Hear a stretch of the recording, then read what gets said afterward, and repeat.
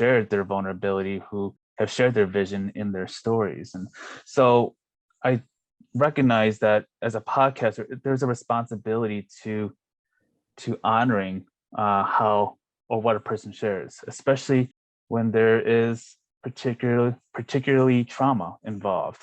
I think what I try to be very mindful of is understanding what my mission is, understanding that it's to also navigate into the intersectionality of our own experiences through the layers, but also to recognize that we deserve to celebrate ourselves in this, that we are growing as people, that we're not defined by just the trauma in our stories, that we are eventually defined by our ability to grow and to evolve as people along the way.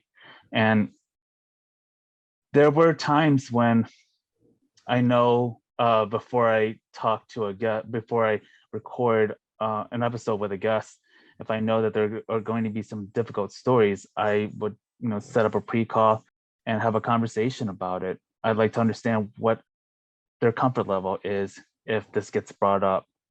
How would you like me to process this with you? Like how, because I'm not a therapist, first and foremost. It's not a therapy session. The goal of my show is to make sure that you get to tell your story, and that we work on an outcome of what we would like to see this episode be, to look like.